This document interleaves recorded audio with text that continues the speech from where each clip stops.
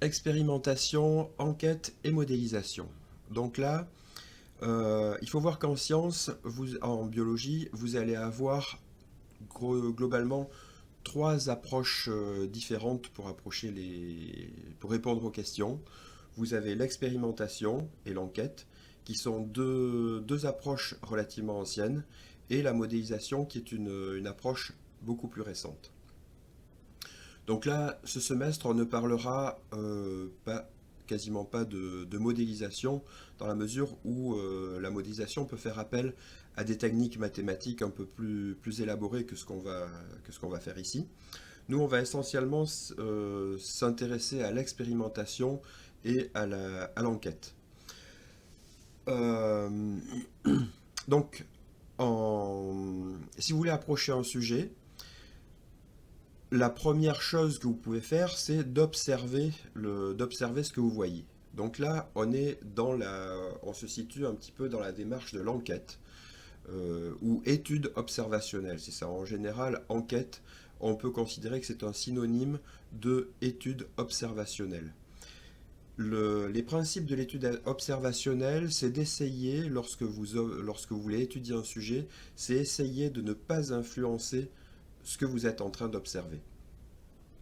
Alors c'est quelque chose que vous allez utiliser, c'est une approche que vous allez utiliser en écologie par exemple. Vous allez vous intéresser à un écosystème global et essayer de voir comment les espèces interagissent, quels paramètres physico-chimiques font que tel animal va avoir tel ou tel comportement, ainsi de suite. Donc ça c'est... Alors concrètement, dans la pratique, eh bien, ça peut se traduire par des caméras que vous avez placées à certains endroits pour faire des observations de comportement ou effectuer des mesures. Vous allez prendre différentes stations à différents endroits et puis vous allez mesurer un certain nombre de paramètres physico-chimiques, hydrochimiques dans l'eau, ainsi de suite. Sur le plan plutôt médical, eh bien là, on va tomber dans ce qu'on appelle l'enquête, très souvent l'enquête médicale ou l'enquête épidémiologique. Donc dans ce cas-là, eh bien, vous allez en général prendre ce qu'on appelle une cohorte de patients, c'est-à-dire un groupe, un ensemble de patients ou d'individus, et vous allez soit leur poser des questions, alors sur leur âge, leurs habitudes de vie, leurs traitements médicaux, leurs maladies. Donc ça va se résoudre par questionnaire. Vous pouvez aussi les suivre en faisant différentes analyses, des prises de sang, donc des séries de mesures. Donc là, on est dans le domaine observationnel où vous mesurez un ensemble de données qu'ultérieurement on appellera des variables. Donc là, d'un côté l'enquête, de l'autre d'un côté l'enquête médicale ou épidémiologique et de l'autre l'étude observationnelle de tendance écologique. En enquête aussi, vous avez ce qu'on appelle les études longitudinales qui vont consister à prendre un ensemble de patients et les suivre sur une relativement longue période de leur vie pour voir comment des éléments antérieurs pourraient suggérer l'apparition de certains troubles ultérieurs. Donc le gros intérêt de l'enquête et de l'étude observationnelle plus généralement, c'est que vous avez l'impression de travailler sur des données que vous influencez le moins possible. À côté de ça, on va trouver une autre approche qui est l'expérimentation. Donc, dans la notion d'expérimentation, l'idée c'est de manipuler un certain nombre de variables, un certain nombre de données, de façon à les contrôler. Et alors, manipuler des données, ça sonne pas bien, mais c'est comme ça. Vous allez devoir manipuler des données pour les contrôler, de façon à éliminer un certain nombre de causes possibles. Par exemple, vous imaginez que le sirop détermine le nombre de fois que les personnes toussent. Vous pouvez essayez de prendre une population, de demander aux gens s'ils prennent le sirop, de demander à d'autres personnes s'ils ne prennent pas le sirop, et vous allez comparer le nombre de fois que les gens qui ne prennent pas le sirop tous au nombre de fois que les gens qui prennent le sirop tous. Donc a priori, dans ce que je vous ai présenté juste au début, vous avez l'impression que l'enquête c'était l'idéal, parce que l'enquête n'influence pas le résultat du... Vous ne faites que des mesures. Et là, regardez ce qui se passe. Vous prenez une population, vous prenez un ensemble de personnes, vous regardez ceux qui prennent le sirop, ceux qui ne prennent pas le sirop, vous comparez le nombre de fois qu'ils toussent, et bien moi je peux vous parier que ceux qui ne prennent pas le sirop toussent beaucoup moins que ceux qui prennent le sirop.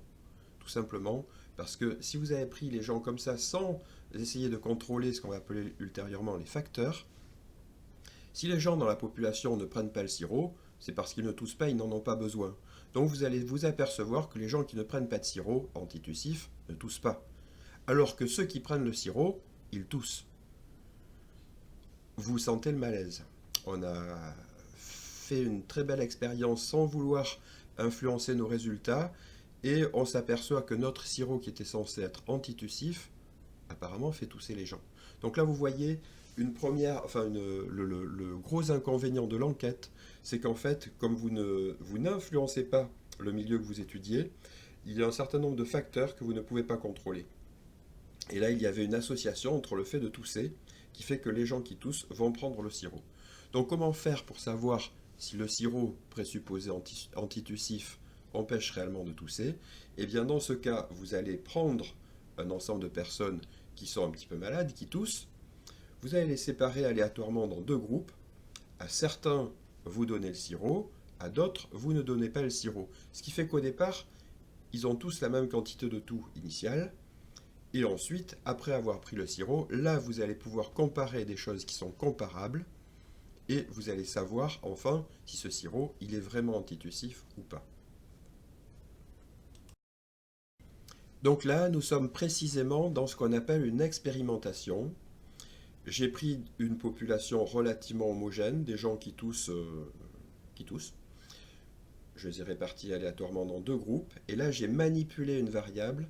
J'ai manipulé une variable, la variable administration du sirop, variable que je ne manipulais pas lors de l'enquête.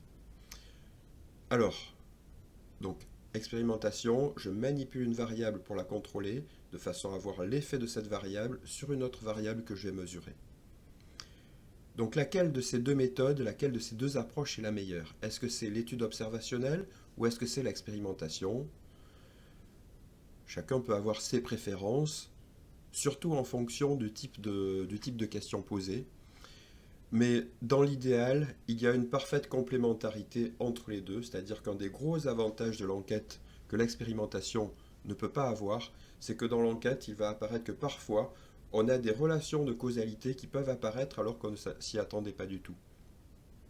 Donc dans l'idéal, on devrait commencer par faire de l'étude observationnelle, voir quelles sont les relations qui existent entre certaines variables, et ensuite on devrait passer à une étape ultérieure qui serait l'expérimentation et qui permettrait de tester les causalités entre les relations de causalité entre ces différentes variables.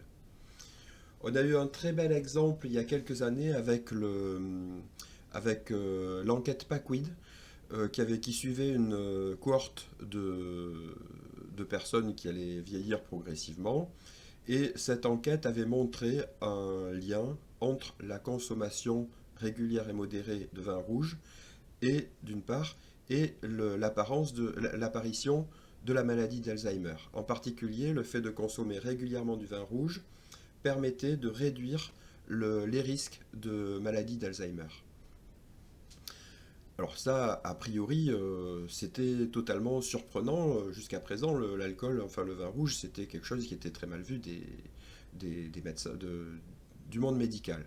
Et là, il semblerait que le vin rouge puisse avoir un effet intéressant pour la maladie d'Alzheimer. Comme on l'a vu avec le sirop antitussif, c'était une enquête, une étude observationnelle, donc on ne manipulait aucune variable. Il fallait donc vérifier le lien de causalité entre, d'une part, la consommation de vin rouge et d'autre part, l'occurrence, l'apparition de la maladie d'Alzheimer. Alors évidemment, on se doute bien, il y a certains cas où c'est moins net, mais là on se doute bien que ce n'est pas le fait d'avoir la maladie d'Alzheimer à 60 ans qui provoque le fait qu'on va boire du vin rouge à partir de nos 20 ans. Donc là, il y a un sens de causalité qui peut être exclu directement. Par contre, on ne peut pas exclure le fait qu'il y a un facteur génétique qui détermine votre comportement à boire du vin rouge régulièrement et d'autre part qui détermine également le risque de maladie d'Alzheimer. Donc ça pourrait être un système où il y a une causalité commune, mais ce ne serait pas dans ce cas-là le vin rouge qui détermine la fréquence d'apparition des maladies d'Alzheimer. Deuxième possibilité, ça serait que le fait de boire du vin rouge est associé à un certain mode de vie social et qu'un certain mode de vie social pourrait lui déterminer l'occurrence ou retarder la maladie d'Alzheimer. Par exemple, le vin rouge rend plus sociable, par exemple, ce qui fait que, ou alors les gens plus sociables ont tendance à boire du vin rouge, je n'en sais strictement rien, mais enfin, ce sont des hypothèses que l'on peut formuler, et au final, on pourrait avoir cette corrélation entre prise régulière de vin rouge et d'autre part, occurrence de la maladie d'Alzheimer. Donc là, ou alors, dernière possibilité, c'était le vin rouge protège a un effet protecteur par rapport à la maladie d'Alzheimer. Donc là, c'est pas l'enquête a permis de soulever cette hypothèse très intéressante, mais l'enquête ne permet de montrer que des corrélations, que des relations entre deux variables, mais ne permet pas de donner les liens, de préciser et de vérifier les liens de causalité. Donc pour vérifier les liens de causalité, vous êtes obligé de passer par une expérimentation, c'est-à-dire de manipuler un certain nombre de variables. Donc là, j'ai eu la chance d'être étudiant à cette époque-là, où cette découverte a été transférée dans le laboratoire où je me trouvais, et donc l'expérimentation a eu lieu sur des souris. Il y a des souris qui ont reçu du vin rouge, d'autres qui n'ont pas reçu du vin rouge. Donc avec évidemment, on contrôlait tout ce qu'il y avait de façon à ce qu'elles prennent exactement la même énergie, ainsi de suite. Donc on contrôlait les facteurs qui pouvaient influencer de façon à essayer d'isoler que le facteur qui nous intéressait, c'est-à-dire consommation de vin rouge. Il s'est avéré qu'effectivement, il y avait un effet protecteur, et ensuite il y a eu des analyses biochimiques qui ont permis d'isoler dans les tanins présents dans le vin rouge le resveratrol, donc une molécule qui potentiellement pouvait protéger de la maladie d'Alzheimer. Donc là, on est vraiment dans une dialectique, enfin une complémentarité entre d'une part l'étude observationnelle qui permet d'ouvrir des champs d'hypothèses, des explications, qui permet de montrer des relations, et d'autre part l'expérimentation qui permet de tester des liens de causalité.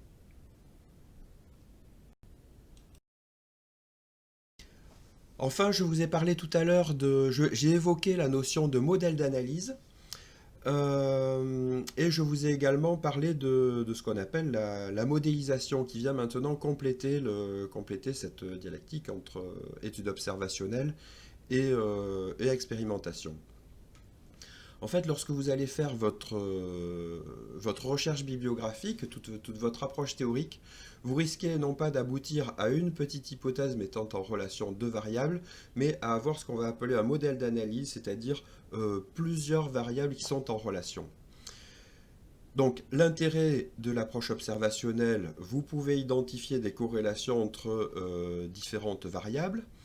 Intérêt de l'expérimentation, c'est de tester ces relations une par une pour essayer de trouver le sens de causalité. Mais en biologie en particulier, lorsque et ça c'est très classique, vous avez toutes ces variables qui vont être en interaction et vous risquez d'avoir des boucles de rétroaction.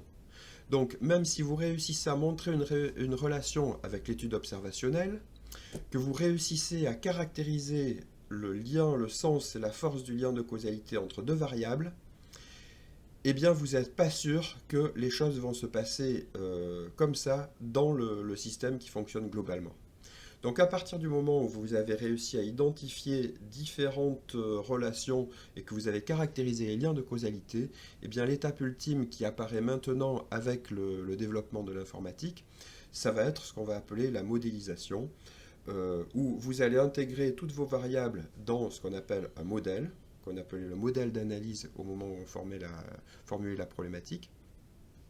Donc vous rentrez votre modèle d'analyse dans l'ordinateur. Là, vous introduisez des mathématiques, c'est-à-dire qu'on n'est plus dans la notion de lien de causalité, telle variable détermine telle autre variable, mais il va falloir déterminer la fonction mathématique qui permet à telle variable de déterminer telle autre variable. Donc vous allez avoir des relations mathématiques entre chaque variable, et le principe de la modélisation, c'est que vous rentrez toutes vos variables dans l'ordinateur, vous réglez les relations de causalité, vous définissez les relations de causalité entre vos variables par des fonctions mathématiques, et ensuite vous donnez à l'ordinateur un certain nombre de données et vous regardez comment le modèle fonctionne et quel est au final, quels sont les résultats et le comportement global du modèle. Et ça vous permet de voir s'il y a une analogie entre le résultat de fonctionnement global du modèle d'une part et la réalité d'autre part. Donc après, vous devrez comparer les résultats obtenus en modélisation avec les résultats obtenus au niveau biologique. Mais ça, nous n'approcherons pas cette étape dans ce semestre. On en parlera éventuellement un tout petit peu pour ceux qui seront les plus intéressés et qui auront pris l'option informatique et statistique du second semestre. Bon, attention parce que, alors, en cours distanciel, je ne suis pas encore sûr du résultat, mais lorsqu'on était en présentiel, il y avait beaucoup d'étudiants qui n'aimaient pas du tout les statistiques en début d'année et à la fin qui finissaient à demander cette option parce qu'ils s'étaient aperçus que c'était quand même super intéressant.